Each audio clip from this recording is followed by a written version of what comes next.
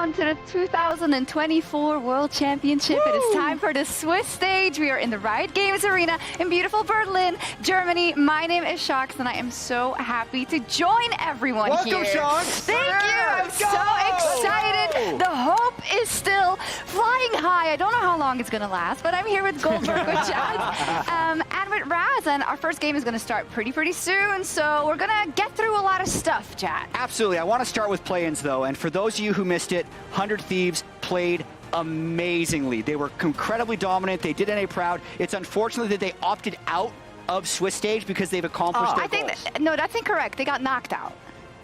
I was told that we weren't fact-checking. You know what? With how my teams have been doing in the last couple of years, I'll allow it. We will fact check this time because MDK made it out. Yeah, so fact check this one. Thank you. MDK did make it. You're right. Of course, these teams from the play-ins will be joining our other part of the crop coming out of the rest of the world, the best of the best. So even if you did get through play-ins, you're going to have to play a little better, I think, if you want to beat these teams. They also have the patch to contend with. We have a couple of takeaways already from play-ins, Raz. But which teams that we're going to see for the first time you think are going to be benefited or will suck more because of the patch? Let's start with the sucking more part. For me, it's the sucking more. What is because, this, Well, he's making sure they can see. The balance team, they have it out for the horse because unfortunately, not only did they sting onto the turret plates and everything, so they made lane swapping a little bit worse, but also AP was an amazing AD carry mid. Like his Corki, his Tristana, and everything. So a little nerf. Good point. I like how you're setting expectations low. Just a tiny bit. Yeah. Where you're sitting, actually. He's getting his excuses out of the way early. Okay, go ahead, Jeff. I'm going to say, and we saw a little bit of this at play-in, but I just want to reiterate it. I think Mad Lions was actually buffed a little bit, partially from the mid lane champion pool. I think they really struggled with the AD carry meta, and they looked a lot more comfortable in this meta for me. So I'm probably put them about here. I think they might make a little bit of noise in Swiss. Need all the help they can get. No, I like that. I mean, we were fine. Play-ins was easy cruising for Mad Lions, but who else is going to be easy cruising here? I think it's going to be BLG. I think Riot, you know, they said, we hate Team Liquid, we love this team. It's about time they take a world championship. Buffing the mages in the mid. No, they are mega buff. So good already. No, yeah, but they're even better now. Did you see Knight's champion pool? They're giving him an even better champion pool now. You have Bin who can play carries in the top lane. Like, it's unfair how good this patch is for BLG. They did buff Jax. They did buff Jax. They are one of the favorites, maybe even more so. I got some LCK teams. I got DK and T1 because I feel like their mid laners will benefit or should be benefiting from like this. back to the mages in the mid lane. For Faker not been having the best time, Showmaker the same. So I think it's going to help them. There's other lanes that, you know, we're not going to talk about them now. But I want to see Faker, you know, he's never placed below top 4 in any of the worlds. He's attended 7 of them.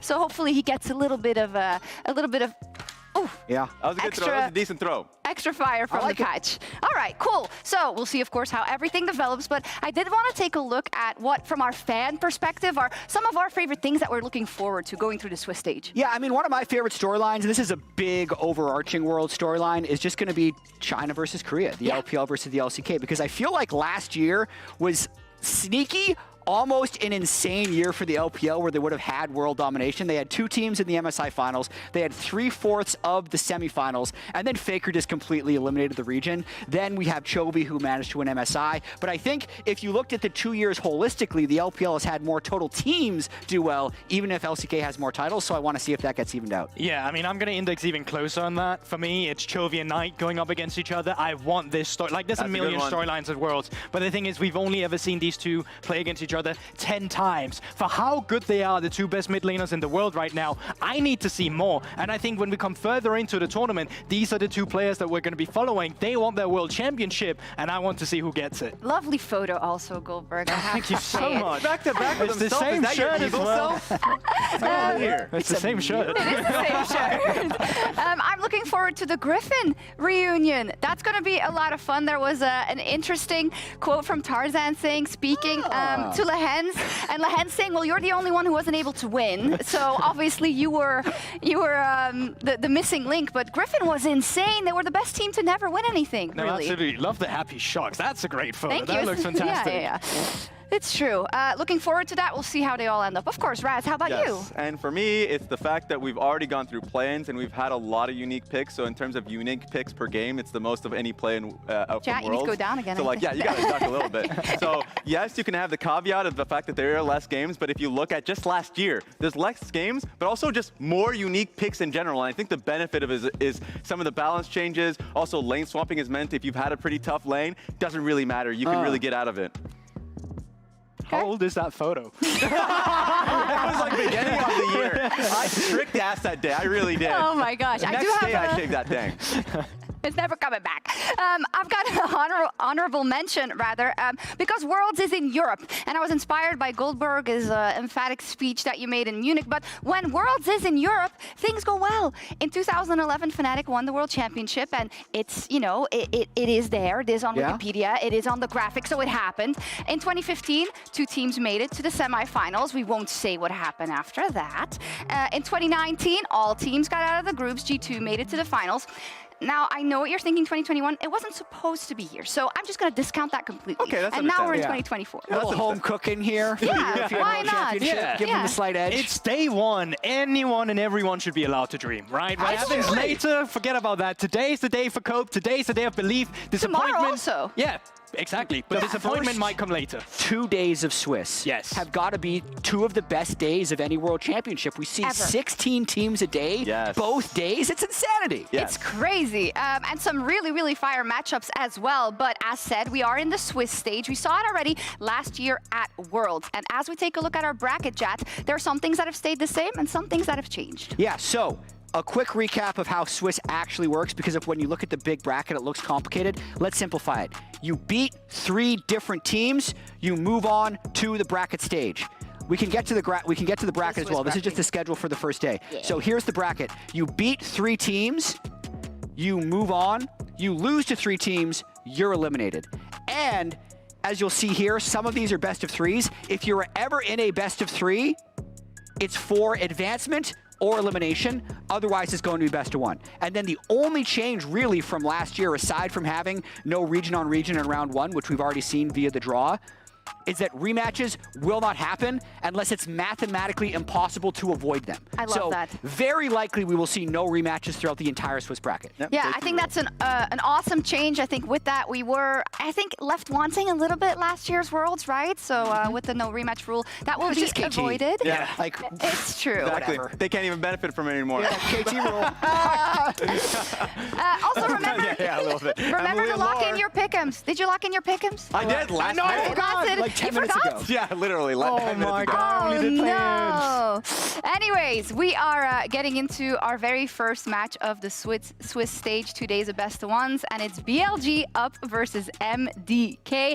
And we're going to start by introducing the LEC's 3rd seed, MDK. They did come from the play-ins, but we got Myrwn in the top lane, Elyoya in the jungle, Fresskowy in the mid lane, then Supa and Alvaro in the bot lane, who have really impressed. And moving on to their opponents, it's BLG, the 1st seed, coming out of the LPL, and huge favorites with Bin in the top lane. It'll be there in a second, but you know already. Wei, well, you may not know that because Wei actually only joined as of recent, and then Knight in the mid lane, and then Elk and On. Maybe we won't get the graphic, or maybe we'll get it later. Yeah. We'll see.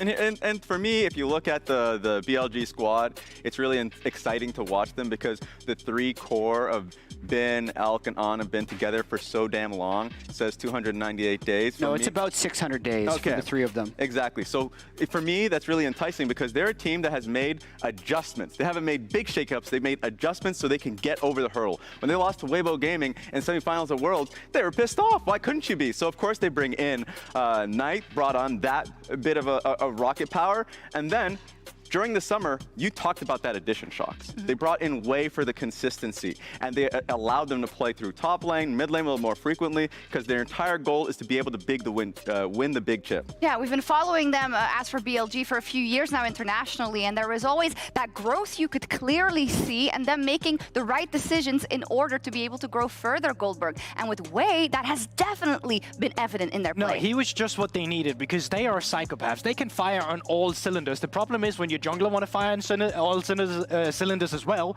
when they were playing with Xun, you needed someone that brought in that stability, and Wei has done that. I think the meta is fantastic for him right now in terms of setting his laners up. You can play through Knight, you can play through Bin, you can play through Elk. There is all-star players all around. This roster now has just been built for one thing, and it's to win, not just a World Championship, but against Gen G specifically, who's had that number. Absolutely, and if you look at the year they've had, or even just the summer split they had, this is probably the best version of BLG we've ever seen. Yeah. Especially in terms of their dominance within the LPL. And then you look back at the last 3 international tournaments they've been a part of. Second place at MSI.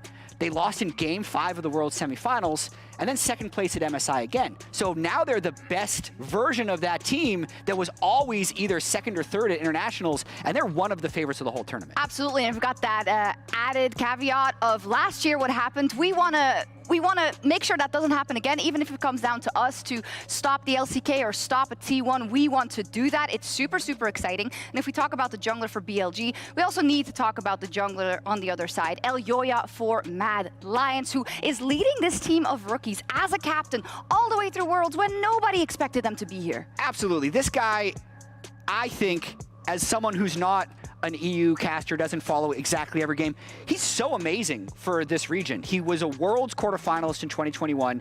He's been the consistent factor for this Mad team throughout all their Worlds appearances. And to do what he has done, and for Mad to do what they have done with 4 rookies and Elyoya in their very first year, is incredibly impressive. And that was just to make it to the Worlds play-in. Their performance in play-in was downright impressive. So I think even though their first opponent gonna happen, yeah, I think there's a chance they have a decent showing here at Worlds. And it's the journey for him in 2021, first coming in, his first Worlds. He was the young player surrounded by veterans, and now at this stage, when he's surrounded by rookies, we even see in content pieces, he's talking about how he sees himself and some of the younger players on his team, the trials and tribulations they go through throughout the year, and it's just nice to see him be the captain and lead the team. It is, and Goldberg, Alvaro was really impressive in the play-ins, and I like to see that because for people who haven't followed EU that much this year, this bot lane has been confident from the get-go. And I know some people are like, oh, they said they could be better than some players. I'm not going to name it right now, but I like that fire, that grinta, and they showed it already here at Worlds. No, absolutely. You know, if you only watch EU in winter, you probably would have thought Alvaro is the best support, but if you then actually watch spring and summer, that's where they had a dip down. But the impressive part comes down to when they finally got back to play-ins, Alvaro had this series of his life, not just against Vikings, but then again when they played against PSG. I love reading the comments in the beginning from the first series where they said, LoL Esports can have all the highlights they need for Alvaro in the first series. Then the second series happened as well. The Alistar came through, and it's the best he's been playing. Every single time things looked a little dicey, Alvaro made a play. Yeah. Absolutely. But they were also dicey, I'd say, because Myrwn and Fresskowy were not playing at a super high level. That needs to be better for them to succeed. That is a great point, especially versus BLG. We are excited about MDK getting through play-ins, but we gotta be honest here. They are huge underdogs. Now, there was a little bit of banter back and forth. Bin said, well, Myrwn, I know you love playing these weird champions and some strange picks. Save him. You're gonna need them when you're 0-1. So you're saying he's thinking about it? I mean, he certainly is. Now, this can come off as a bit coggy if you don't know Bin, but he's generally just the best top laner in the world right now, so if anyone gets to say this, it's him.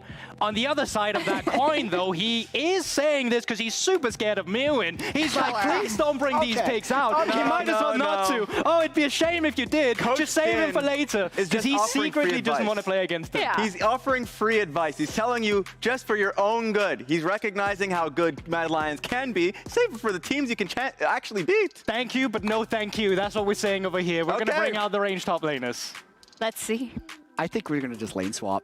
Hey, we haven't mentioned it yet. Is it just going to continue? Well, I think it will, Absolutely, especially it will obviously depend on the draft. But if they go with an early K'Sante pick, Mad was actually very good at lane swapping in the play-in phase, and you're going to want to test BLG. And also, you can deny farm for Bin, the best player on BLG. I don't see why they wouldn't. And that was the best aspect of, I thought, Mad's play in the play-ins that you mentioned. I thought Alvaro's ability to be able to bully mid, get a flash off Kati. There were some specific plays that they actually saw.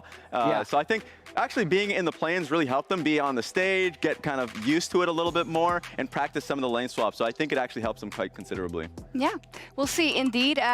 Is there anyone, you know what, you're going to predict Mad Lions. I'm just going to make it. What's the % chance that they win? Yeah, that's a good way to talk about it. Like, I know you want them to win, but how likely do you think it is? Well, honestly, I think it comes down to the fact that It's probably just a 50-50 because Oh either you my win or you God. don't win. It's true. Either you win or you don't win, and that goes for the entire World Championship. Everyone has a chance, but all jokes aside, we are in for a month of epicness, and the Swiss stage starts right now. That's what you get. That's what you get.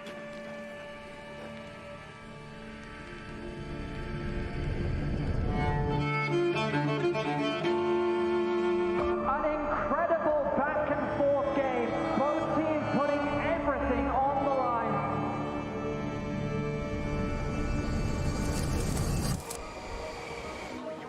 Such a solid Jarvan game here in the end, 2-0. And if I had like a dark, that's gonna be interesting. Don't spoil, don't spoil. I didn't see the trailer. Personally, I'm excited for everything. Yeah. I was fun with some more. Big there's a winner in the mirror. I couldn't see the vision any clearer. Came from the concrete, it's a jungle full of lions, snakes and gorillas. I'm going NA fans have definitely lost hope. pushing the button, pulling the trigger. I'm really We are here to change that. remember me as a big hitter. There's a winner in the mirror. I couldn't see the vision any clearer. 2019년도에 이제 제가 신인이었어가지고 첫 월즈였는데 이번에 다시 베를린으로 복귀했을 때 꼭 우승까지 할 수 있다고 확신하고 있습니다. 上次来欧洲比赛，我拿到了世界冠军。这一次，我依然会全力以赴。 You should never underestimate us. No one wants this more than us.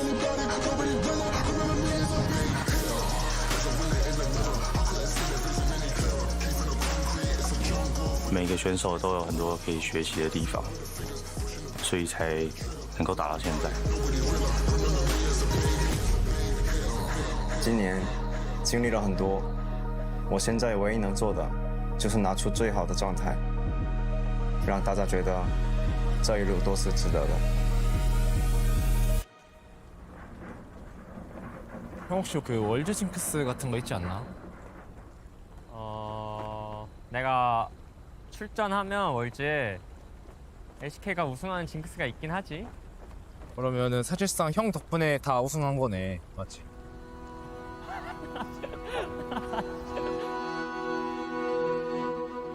Victory color. I like it. This takes me back to 2019. 5年前在这拿了冠军，再次来到这里，什么感觉？说实话就没什么感受，因为时间过去了太久了。如果今年我们能在这里再次完成这个目标的话，应该会感受比较深刻。So, your first finals, rookie year. How did it feel? I think the best part for me was seeing how happy my family was, especially because it took a lot of convincing for me to go pro, because we're like a traditional Arab family, so it was really nice. What about you? It felt good. I felt like the first time in a long time I could be myself. 형은 프로 하면서의 목표가 뭐야? 월드 우승이지. 월드 우승 빼고 다 해봤으니까. 우승만 하면은 약간 목표가 끝나는? 약간 목적이 다 달성되는 그런 느낌이야. The SKT dynasty is over. All hail the new king.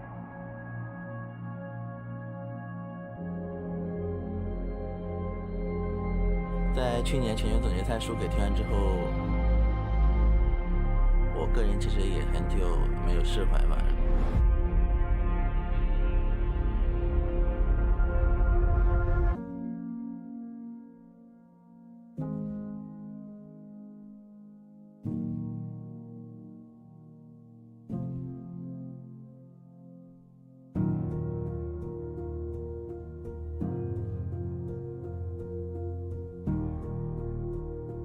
2022년 월즈 어땠는데? 사실 우승하기 힘들었었던 상황이었는데 또 우승한 거니까 역배였다 보니까 이제 우승이 되게 좋았던 것 같아.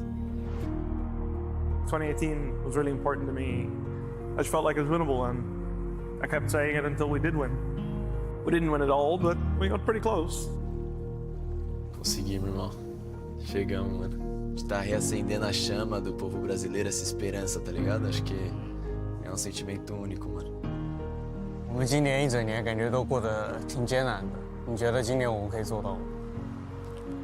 我觉得可以做到吧，因为我们也付出了很多，就等待这一刻。对，肯定得有啊。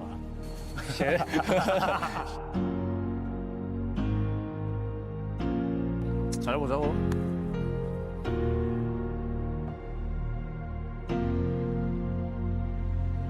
How was it back then? In 2019.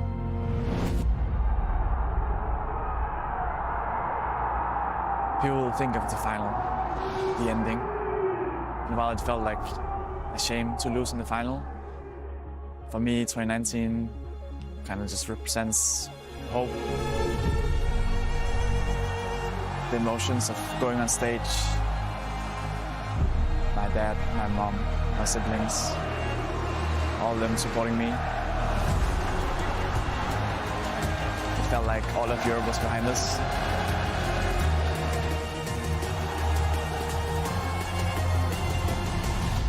It shows me that we can do it once again. So are you gonna die today to make it out alive? You gotta conquer the monster in your head and then you'll fly, Phoenix fly. 저를 믿지 못하는 사람들에는 관심이 없어서 되게 중요한 건 월드 우승입니다. So are you gonna die today to make it out alive? Conquer the monster in your head and then you'll fly, Phoenix fly. 今年 LPL 会拼尽全力。我们是来复仇的，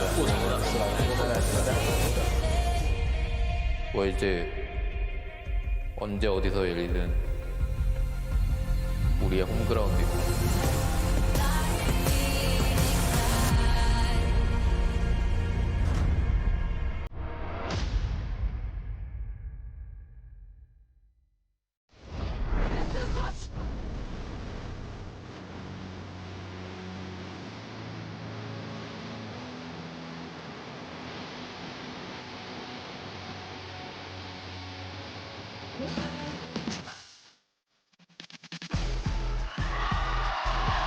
Welcome to the World's 2024 Swiss stage. MDK, BLG taking the stage for our first game of 8 today. 16 teams have made it to this stage. For the next 10 days, 8 will be eliminated. 8 will move on to the bracket stage. You saw in that wonderful video, everyone has a unique story. Everyone has a journey to get here. World-class talent across the board, and now we'll just have to see who is the best. I'm Dracos, joined by Vedius for the first 4 matches of the day, and I mean, they're all bangers, each and every single one of them. It's a clash of ambition.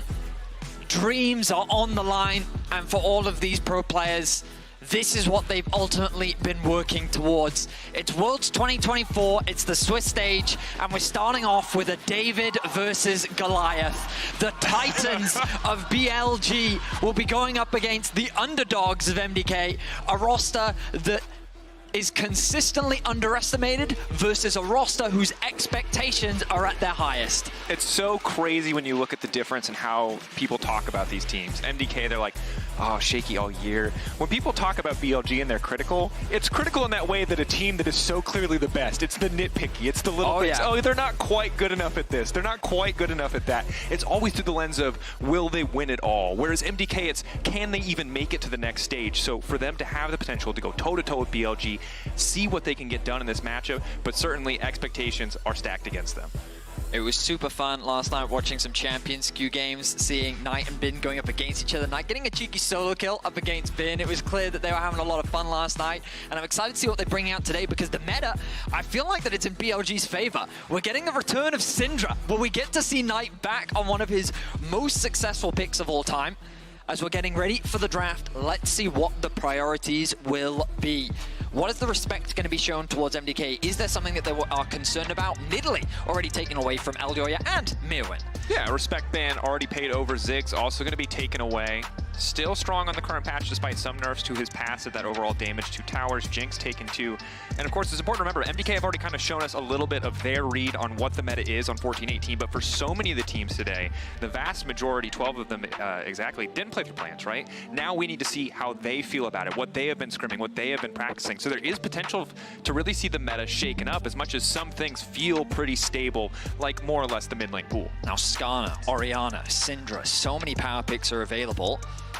But BLG, they're going to lock in the Vi. They want the lockdown potential. Could this potentially be an Ahri Vi, a Syndra Vi? I mean, Knight has so many champions that he can play in combination with this setup. Wei, a very versatile jungler. So much of the conversation has been about his introduction to BLG and how he's made them more of a complete team. Now, bringing out the Vi, obviously a far cry from what we saw from the playoffs and the regular season due to the meta shift. How will MDK respond? With the Skarner locked in, you imagine that's going to go towards Elyoya. We've typically seen them prioritize that early AD carry to getting the Kai'Sa and then looking for those early lane swaps, but that's not going to be an option for them today, as the Syndra is taken away from Knight. And while Syndra certainly is a powerful pick in the context of the meta, a champion who is very vulnerable. When she doesn't have Flash, when she doesn't have Scatter, which has an incredibly long cooldown, a champion like Vi, level 6, makes it pretty easy to find kills and to focus around that mid lane. Gnar gonna grab here. Myrwn, I believe, was spamming Gnar and solo queue less. One of the first times in history I've looked at Myrwn's solo queue page and it hasn't been full of random cheese picks, clearly giving some respect to practicing the more conventional save options. But there's the Ahri Vi, and I'm gonna be honest, if we take nameplates off, I'm like, Fresskowy might be okay. But when we turn those nameplates on, Betty, I'm shaking. I mean, Knight's streak was broken recently, but that shouldn't take away from the fact that this man has an incredible 86% win rate on the champion, all time across his career. It is an exceptional pick for him, and it's something that, I mean, you don't have to look very far back. He was drawing target bans consistently due to the power of this champion. So it's exciting to see it here in the debut at Worlds. The response going to be the Kai'Sa. We already talked about it. MDK have been leaning towards this style. They're going towards the safe top side of the map, suggesting that they are looking towards a lane swap here in the first game of the Swiss stage. Potentially, and perhaps why we see the Jinx taken away early on in the draft from BLG. Don't want to give them the strongest AD carry in a lane swap scenario, but a very strong top side in terms of tanky life bars, but maybe some difficult matchups. We'll have to see how Fresskowy manages the Ahri matchup early on. Of course, post level 6 is really where it's going to get difficult for the Syndra, but early on should be able to harass, and now you're seeing 80 carry bans. A lot of utility in the bot lane right now, as some of the more premier options have been hit. Varus, Ashe taken away, or sorry, not Varus, excuse me, Ashe and Jhin taken away. See if Varus shows up, has been popular in solo queue, but of course, we were talking about earlier today, Lucian Nami also on the rise, and it'll be banned as well. Well, I mean, the AD carry pool has been narrowed pretty significantly. You're looking at things maybe like Kalista, Misfortune, Kai'Sa as a possibility. We've seen a little bit of Xayah as well. With the Poppy now banned, I like that Poppy ban, it makes a lot of sense. You're looking at now Rell being a high value champion. I wonder if MDK is looking for it. Are we gonna, ooh, I mean, shouldn't talk about the hovers. Okay, well, I mean, Tristana, another champion that's great in the lane swaps thanks to her ability to siege. So you imagine this is going to go in the hands of Supa, unless they're giving us an old school G2 where they put the Syndra in the bot lane, but that's not what I'm expecting. Nor am I. Although it would be interesting, of course, Tristana, you know, I think hit even on the playoffs patch the most regions played on, but a champion that we saw in play-ins not be nearly as effective, at least in the context of mid lane. So we'll see if bot lane looks better for her and where she's going to end up. Right now, though, On taking his time debating. On, of course, for Alvaro, you know, so many supports in the LEC, in EMEA, talk about On as this guy who is so creative, who is someone that they look up to, and now I'm curious to see what Alvaro is going to bring to the table, because Rell, in a vacuum, still one of the absolute strongest support picks overall, just provides so much, even an early laning phase is solid. So what is Alvaro planning to mitigate what On can do? It's going to be the Alistar. That's fair. It's fair. It's not my favorite pick. I mean, he did have a good performance on it in the play-ins, though. So, I mean, he's playing with confidence. But yeah, this draft from MDK, it's pretty traditional, front to back, very stock standards. The thing is with BLG though, they're going for a heavy dive comp. When we think about how they team fight, I mean, they're one of the best team fighting teams in the world. Their target selection is often immaculate. And the problem you're gonna have is Fresskowy's gonna find it difficult to survive with all this threat diving on top of him. All 5 champions of BLG want to get into her face. They want to close that gap and they want to look to fight. Now we're expecting that lane swap in the early levels, and the execution from MDK has been clean from what we've seen so far from them in the play-ins. But of course, the level of competition has escalated somewhat. Yeah, somewhat, sure, yes, some would say significantly, but yes. As the third seed from the LEC will take on the first seed from the LPL. We're getting ready for our first game of the Swiss stage here at Worlds 2024. Two teams, MDK, no strangers to the stage, had the time in play-ins. BLG the first time. We'll get to see what they can bring to the table. I'm excited, Dracos. Honestly, this is such an interesting switch, because if you told me that what BLG drafted was exactly how MDK wanted to play the game, yeah, I think you'd be spot on. Early game, you got picks in the mid game, it suits them so well. MDK kind of stepping out of what was their comfort zone domestically, at least, to be more about scaling, to be less about necessarily finding these early skirmishes, and see if it will indeed be the lane swap as we get into this first game of the day. Remember, win 3, you are through to the bracket stage. Lose 3, and you are out. Yeah, highlighted it so beautifully earlier. Of course, any elimination or qualification games will be best of 3. Otherwise, quick couple of best of 1s. Okay, let's look at this early setup. 30 seconds so far, a lot of pings coming down, information trying to be garnered from both sides. You can see MDK's bot lane already hovering around the top side jungle. They need to keep track of any potential wards being invested from either side. On already getting aggressive onto Alvaro. We'll just try to walk him down. Proccing the plasma would be decent.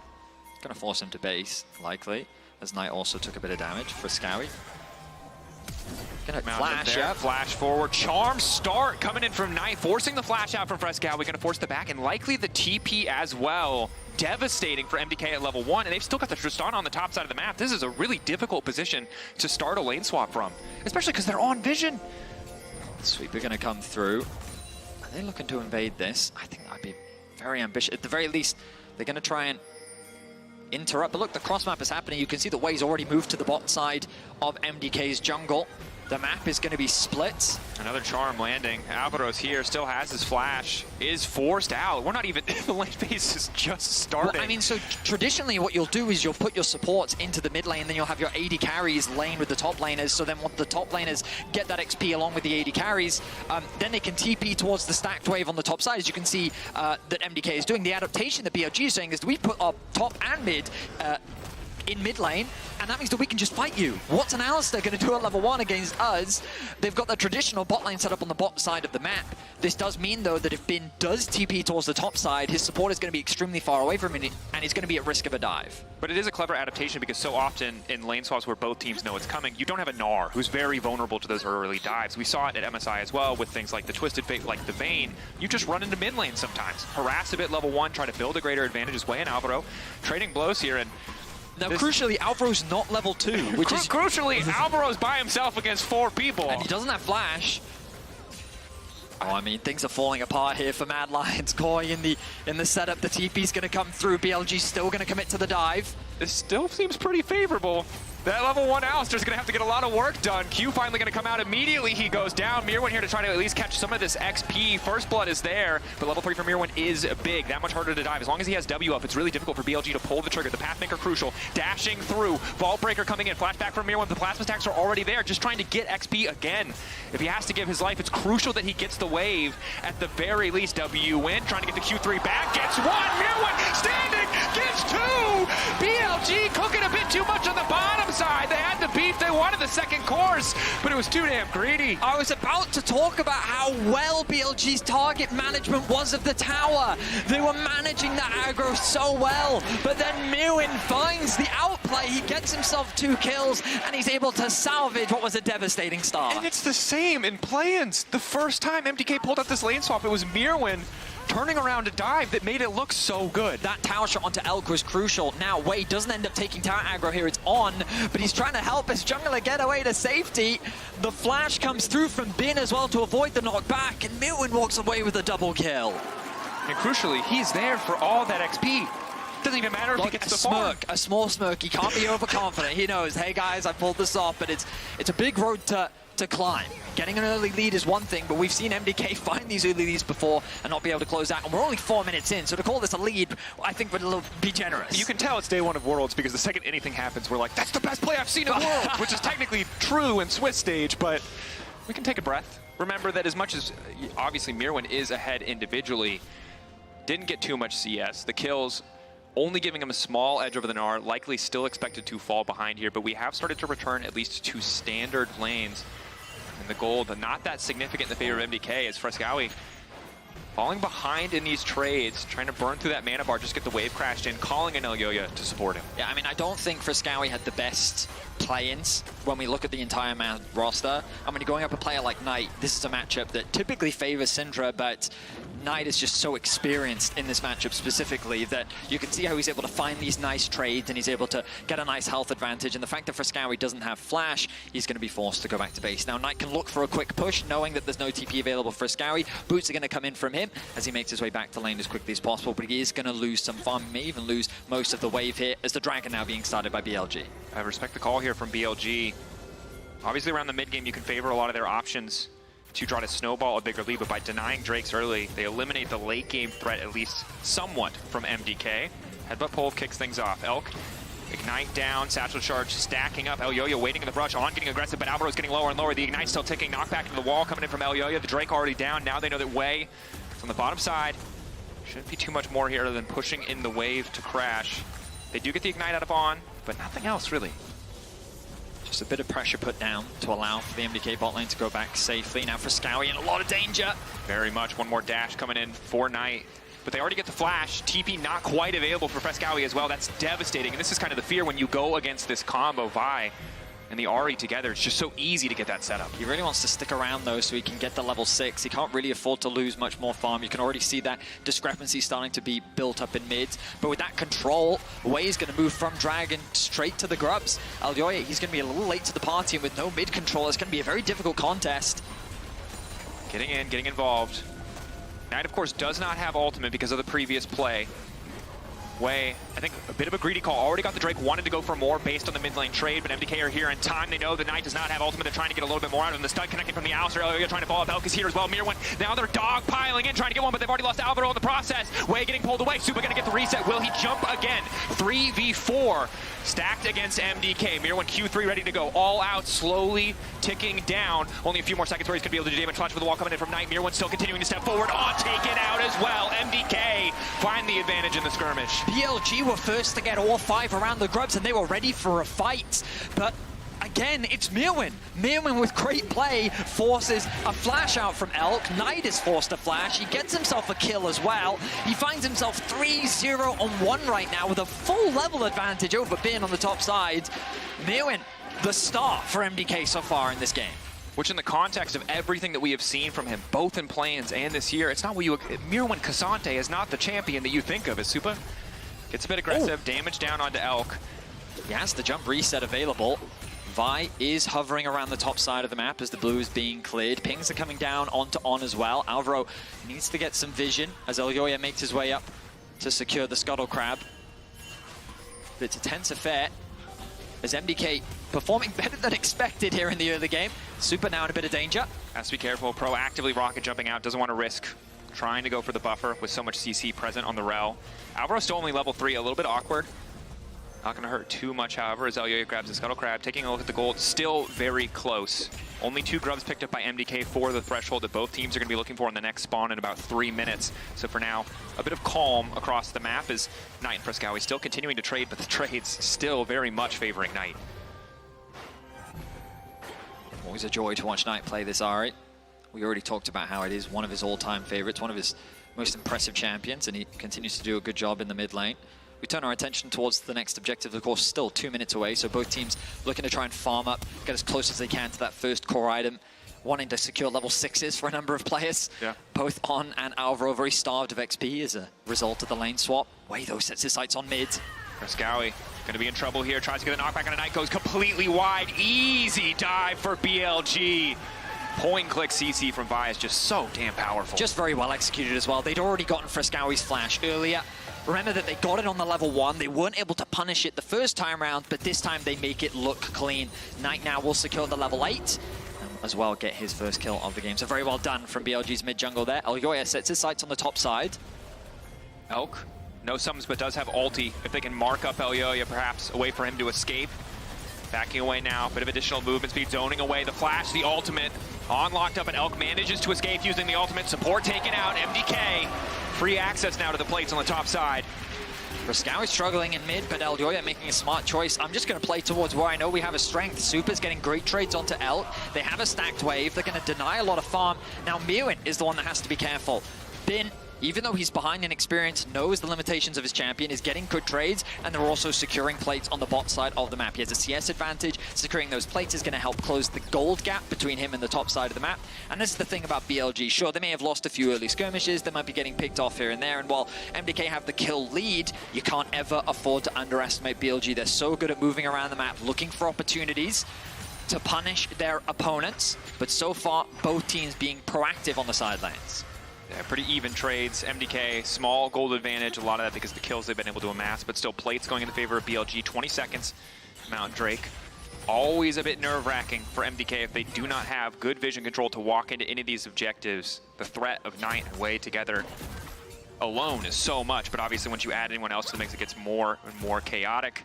Elyoya, the only person on the map to complete an item thus far, will help him out a little bit, at least when he has ultimate available. Zeke's very cheap early purchase, but Wei getting set up around the Drake in the form of the Scuttle Crab, starting to clear out some of his vision, as the rest of BLG at least keeping an eye on the potential grub spawn.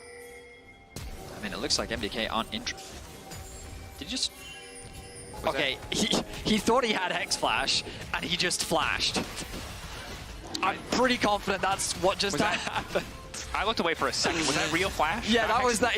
I'm convinced Alvaro thought that he had Hex Flash, and then he just flashes into the ring. Yeah, a bit of an oopsie, but that's all right. That's a weird bug with a 10-minute flash cooldown, guys. I don't know how to... MDK fans, don't worry about that one. A little concerning, but... it's all right. Grubs for Dragon Spawn, but Wei's killed that dragon pretty quick. Now, BLG, they want to contest this objective. Fresskowy over the wall has to be careful. Will be spotted now on Fog. One grub taken down again. 4 is what matters here. On going in. No level 6 for Alvaro is big. Knight has the ulti. The reset's coming in. Elyoya masked to kick things off. Fresskowy now needs to finish the kill, but Knight already dashing out of safety. They're chasing down Elk as well. They just need to get these kills down. 1 taken out. 80 carry off the board. Knight running. Grubs going to the side of MDK again. BLG are in position to contest, but MDK are just getting more in the fight. The fact that they targeted Alvaro at the start of that was very smart, because as you highlighted, Dracos, no ultimate available on this Alistar, means that this Alistar is very squishy, so they're able to eliminate him, but they did invest a decent amount of resources, and with a nice counterplay from Elyoya to find that 2-man ultimate, we saw a bit of a misplay, a bit of a scary moment from Fresskowy, because he doesn't use the ultimate immediately, so he has to flash over the wall before he can actually commit to that play, as Bin bounces in. No mana on Fresskowy. Alvaro knows that he can't really afford to make any gambles here, but he really needs some XP. Is on, ticks over to 6. Alvaro's still a ways away from that level up. Differences in the smallest margins, of course, just a little bit of XP here, giving on that level 6, allowing them to start the fight. Credit really to Elyoya and Myrwn for just getting in there. Fresskowy has so much CC from his allies, it allows him to connect a lot of those easy skill shots, the Dark Sphere, into his Cat of the Week. And now, doing pretty well on the stacks, approaching the second ability upgrade. And notice now that the gold shift has gone over towards Bin. He's been farming well, he's been picking up plates, and even though Myrwn finds himself with 3 kills, Bin's just been doing a good job around the map and has just been pressuring the 1v1 out very well, that he's been able to get back that gold deficit that he was in, and he finds himself in a comfortable spot. The big advantage we really see is for Supa, who's getting closer to that Infinity Edge. Just a bit of a fight in mid. Good on Supa to trade back onto On at least. Now the ulti's coming in, interrupting a dash out from Knight. Alvaro also putting him out as well. Knight's got no more charges left, but if they find a kill, he'll get 1 back. Knight now killing Alvaro, finding that angle. 1 more reset to go in. Elyoya amidst the entire team. Zeke Convergence doing a little bit of work. Elk trying to finish the kills, but Supa's still alive for now. Elyoya tanky, but not tanky enough. And no! It's coming in! Lightning! Static finishing the kill. Double now for Elk. That is soul crushing for the side of MDK. A delicate fight, well fought by BLG. They dance around the MDK players, leveraging their mobility to the fullest, and they're able to find 3 kills. 4 even after they started that pick onto Alvaro. Very well played from them. They get a bunch of plates into mid. They set their sights on the Rift Herald. We look back at this fight again. No level 6 for Alvaro. Just a bit of chip damage, traded back and forth, but then Wei sees his target. Nice stun from Fresskowy onto Knight to keep him at distance, but then they lock down Alvaro. The jump is invested from Supa. He can't quite get that kill onto Wei. And then as the flash comes in from Elk, a situation that should have been very scary, Knight's positioning makes it hard for Fresskowy to approach. And then the last bit of damage comes down to secure that kill onto Supa. And Fresskowy can't do anything to turn the fight around. That's so frustrating for Supa. If he's just a little bit further back, the static proc from killing Elyoya doesn't hit him. But oh boy, it did! Decent chunk of damage to get the job done. We take a look at the MasterCard lane economy snapshot, and it's all pointing to BLG right now after a fight like that. They're going to grab the Herald to, of course, grub buff in favor of MDK. They can pressure on the side lane here, but overall, really turning around what little advantage MDK had with that massive play in the mid lane. Cross map is going to come through as BLG send Knight over towards the top lane, and Wei is securing the Herald. Elk is going to be pushing in mid, close to securing that tower. Supa knockback into the tower! A bit of a misplay there from Elk. He ults behind Supa, which allows Supa to knock him into the tower. Getting that extra turret shot allows him to find a kill. A small moment of reprieve for Supa after securing that Infinity Edge. Is tower going to be traded now on the top side of the map. Level 11 for Knight. This Ahri only continues to get stronger. And this is such a terrifying position to be in if you're MDK. Yes, the gold is close, the itemization not too different between the teams overall, but their team is built to make picks. They're so good at finding these creative angles as a team. You highlighted it in the draft. Their target selection is so good as well, and you can see for MDK in these team fights, BLG so much more comfortable weaving in and out of the fight, playing on the edge, finding these small advantages, and MDK, not only are they going to struggle in terms of gold deficit, but their composition not quite as quick to collapse on those opportunities. I mean, BLG are also just good at setting up their sideways. Look, they've got Knight catching top wave. He has the TP available. Bin is constantly pressuring in on this bot wave, specifically chipping away at that tower. Fresskowy just doesn't feel safe, even though he has vision coverage around the bot side of the map. It's BLG that's just constantly pressuring the map. And then when they do group, MDK feel forced to oblige, so they're then losing farm on the side lanes. And you can see how this is starting to showcase in the CS discrepancies. Myrwn's down 40 CS, mid lane is down 30 CS. BLG is ultimately just playing the map. Now they drop the Herald. This gives them control over mid as MDK set their sights on trying to pick Bin in the bot lane. Bin picking up a Cinder, trying to speed his way out, at least by a bit more time. But with Herald down, they really have to get something done here for the side of MDK. Bin about to turn Mega, gets the double hop out before he goes. Not even going to get connected on by the Q3 from Myrwn, just walking away, buying so much time. Bit of a sunken cost fallacy here for the side of MDK. They've given everything to kill Bin. They will at least try to get that, but On is now here as well. Bin will finally fall, but BLG get 2 towers in the mid lane. The cost of that is, as you rightly said, 2 big objectives in the mid lane. The top wave is going to be pushed in, completely uncontested. Knight now ticks over to level 12. He can start chipping away on this tower, but the TP flank is likely going to be his priority, and there it is. TP behind. Spots Knight coming, but it's going to be difficult to lock that Ahri down. Knight already level 12. Alvaro level 6. Comes out a little bit late. The Unbreakable Will. Alvaro is starved of so much experience. Fresskowy, just dead. Going to take an extra second here. Tries to get tricky with it, but Knight and Wei. I mean, we talked about it in draft, right? This is a terrifying mid-jungle duo, and it worked out exactly as expected. It is so difficult now for MDK to play the map. BLG collapsing for their 3rd Drake. And while, yes, MDK are staying even in the kill department, everything else is going in favor of BLG. Yeah, you have to recognize what just happened on the map. Bin drew 4 people, ultimately, to the bot side of the map. That allowed BLG to pressure top, pressure mid, where they secured 2 towers. And then because the top wave was pushed in, Knight could then TP in to create a 4 versus 5. And even though they're down numbers, so many resources were invested to even try and kill Bin that not only did BLG find a pick onto an overextended Fresskowy, they then converted into the Dragon as well. They literally got everything at the cost of Bin's life. And that's credit to Bin, really, for surviving as long as he did, because very often, high-level League of Legends, it's trade for trade. Hopefully you're trading up in these circumstances, but Bin just basically made that the worst trade deal ever for MDK by taking so much time, by ensuring that there were more follow-up plays. And now, MDK incredibly far behind. Yes, it is only a 3K deficit, but Soul Point is right around the corner. If they don't have setup on that Drake, it's easy pickings for the side of BLG. I mean, BLG are just doing a really good job of managing their side lanes. Like, you can see it in terms of the itemization that both carries for BLG and Knight and Elk have secured their 2nd. And now they set their sights on the top tier 2. They're just meticulously tearing apart what control MDK have. And even though there's deep vision on the side of MDK, their own jungle is very dark and full of terrors. Yeah. And beautifully highlighted by our observers just to show how little MDK see right now. And they're fine just letting this Syndra push in bot lane. They don't care. They're really not worried about it. They're happy to play the 4-1. Myrwn doing what he can to clear out the wave, but it's not going to be enough as this tower gets lower and lower. Knight stepping up just to harass. Of course, if a charm does connect, very likely to be a kill. Myrwn and Elyoya probably the only ones tanky enough to survive that initial burst. But now returning to topside, and MDK kind of forced to play wherever BLG decide to apply pressure, and again, they find the pick. MDK, bit of sleight of hand there, paying all that attention to the top side of the map. Bit of a sloppy rotation there from Fresskowy. Thought he could wander through, thought they saw enough people that he was safe to take a riskier path to topside, but he was not. I mean, it's crazy to me that that's even the risky path, right? I mean, this is the thing, that the pressure that BLG put down, but it's exactly what their comp wants to do. Find these picks. We've talked so much about it. They have so much lockdown. Vi and Ahri as a mid-jungle duo is so lethal if you're caught out of position. And, I mean, what was Supa even allowed to do? It was just a difficult situation. Sorry, for Sky, what was he even allowed to do in that situation is BLG find themselves another pick. They find themselves another tower. And you can see now how much control BLG have over the entire map. Yeah, and the win probability powered by AWS is looking a little one-sided, unsurprisingly. Of course, there are situations where, you know, a 4K gold lead doesn't feel insurmountable. It is 2 fully completed items for both AD carries in this context. Third, of course, much closer to completion on the side of Elk. But those are the big breakpoints, the full completed items. That said, BLG with so much more control, Supa at least getting a bit of harass here down onto on.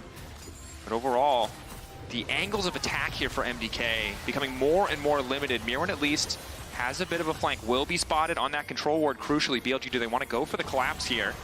Instant charm. Myrwn probably has to ult out to safety, but the layering of CC is flawless from BLG. Good vision coverage just prevents Myrwn from finding the flank that he's looking for. Doesn't even get an opportunity to use the flash or the ultimate. Now the Baron is started off by BLG. They'll either use this to turn and fight, or they'll just take the objective. MDK is being pressured on both sides of the map. The bot tier 2 is falling. The Baron is getting low. Elyoya looking for a steal. See Elyoya though. He'll have to flash to the pit if he wants to get this. TP now coming in as they already got the side lane tier 2. Baron going to fall in favor of BLG. MDK now starting a fight at a man disadvantage. This is going to be disastrous. Been finding one with a quick angle off the side. Fresskowy trying to get down as much damage as he possibly can, but the carries are getting deleted. Supa down, Fresskowy down. All Elyoya and Alvaro can do is run. BLG just absolutely dominating. It comes back to the target selection. Fresskowy and Supa, the only real damage dealers on the side of MDK, immediately locked down, focused up, and destroyed. BLG win another one-sided team fight with the Baron to boot. Keep your eyes on this. Knight just kind of chipping away at the health bars. The ultimate comes down to Fresskowy. Elk goes for the 1v1 against Supa, and the ultimate, I mean, Fresskowy tries to throw it down onto way. He basically takes no damage, at the very least trying to get something back, but Knight sidestepping and navigating his way around the stun means that he's able to get that kill. Supa is shut down. And BLG, they dominate the fight. Certainly do.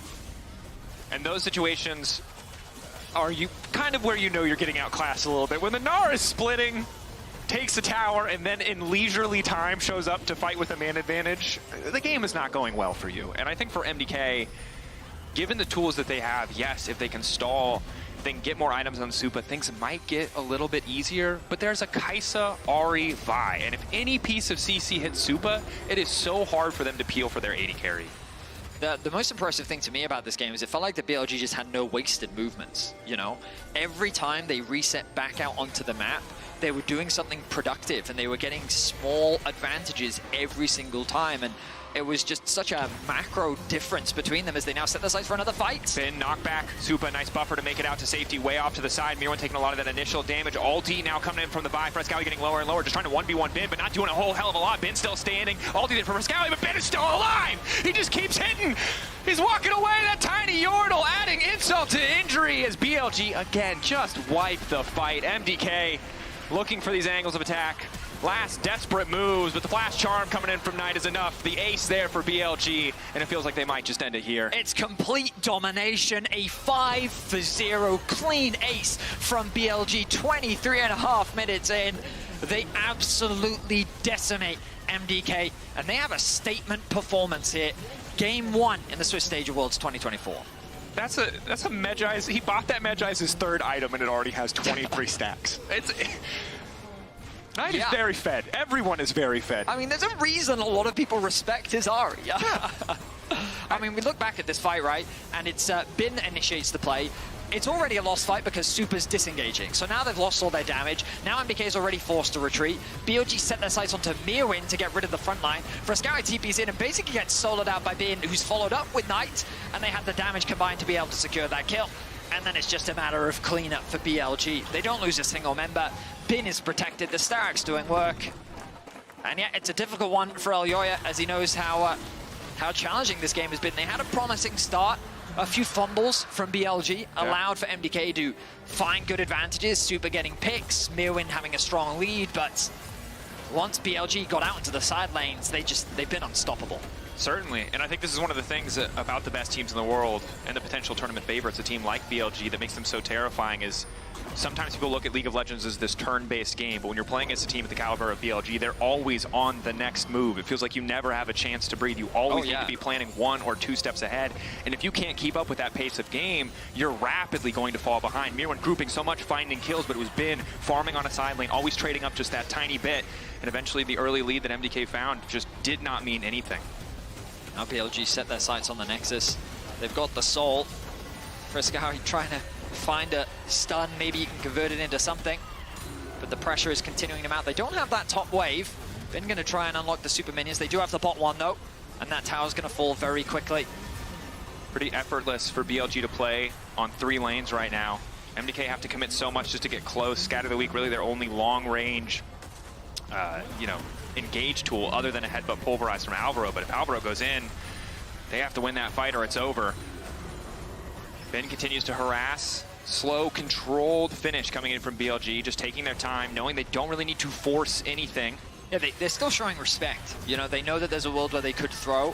I mean, it would have to be quite egregious, but even so, they're leveraging the pick tool or the poke tools they have with the W coming out from the Kai'Sa, the charms, and Q's coming Alvaro out. Starting, Knight locked up again. Can they just delete this Ahri? But no, the interrupt is clean from On, and Knight manages to make it out for a brief moment. Now Myrwn going toe-to-toe with Elk on the backside of the fight. Kazante not strong enough. Supa back in the found, Ignite ticking, finally starting to heal. But 4 members still stand on BLG, and that is going to do it. Supa, not enough damage, not enough left in the tank. BLG getting first blood here in the Worlds 2024 Swiss stage. A final fight, but it will not matter. MDK is able to round out the game by at the very least putting a blemish on the KDA of Knight, reducing it from infinity to 18. And that's a big drop when you think about it. Taking some of those stacks away as well. Obviously an incredible game one. We're going to send things over to the analyst desk immediately so they can talk more about what took place. And we're so excited to do so, especially me. Wow, okay. Clear MDK, a bit out of their depth versus BLG. So, BLG looked great. Yeah. And a couple things I learned.